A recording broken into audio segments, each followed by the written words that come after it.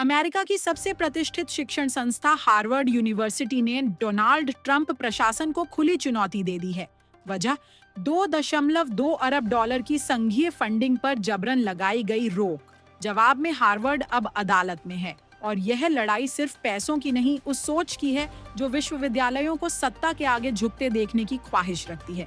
Trump प्रशासन चाहता था कि हार्वर्ड अपने कैंपस में राजनीतिक सक्रियता को नियंत्रित करे, यानी छात्रों की आवाज, बहस, प्रदर्शन और विरोध सब पर ब्रेक लगे। लेकिन हार्वर्ड ने इससे इनकार कर दिया। नतीजा, फंडिंग बंद।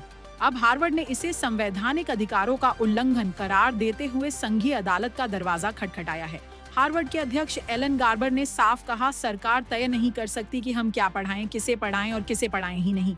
ये हमारे अधिकारों पर सीधा हमला है।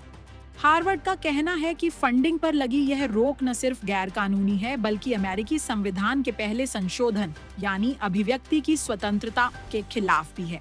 यह विवाद तब और ज्यादा गहराया जब ट्रंप प्रशासन ने हार्वर्ड और अन्य शीर्ष विश्वविद्यालयों पर यहूदी विरोधी भावना को बढ़ावा देने का आरोप लगाया। उनका दावा है कि पिछले साल अमेरिका के कॉलेज परिसरों में जो इजराइल विरोधी प्रदर्शन हुए वे यहूदी विरोधी थे और विश्वविद्यालय उन्हें रोकने में नाकाम रहे।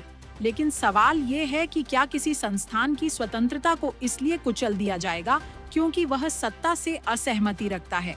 हार्वर्ड ने अपने मुकदमे में लिखा है, यह मामला सिर्फ फंडिंग नहीं, शिक्षा की आत्मा पर किए गए हमले का है। यह उन प्रयासों के खिलाफ खड़ा होने की लड़ाई है जो शैक्षणिक संस्थाओं को सरकारी कठपुतली बनाना चाहते हैं। इस केस में अमेरिका की कई और यूनिवर्सिटीज का भी जिक्र है, यानी ट्रंप प्रशासन का शिकंजा कहीं ज्यादा बड़ा है। अब अदालत तय करेगी कि अमेरिका में विश्वविद्यालयों की स्वतंत्रता जिंदा रहेगी या सत्ता की छाया में दबा दी जाएगी। लेकिन एक बात तय है, हार्वर्ड ने झुकने से इनकार कर दिया है और इस इनकार की गूंज सिर्फ अदालत में नहीं, लोकतंत्र के मूल्यों तक सुनाई दे रही है।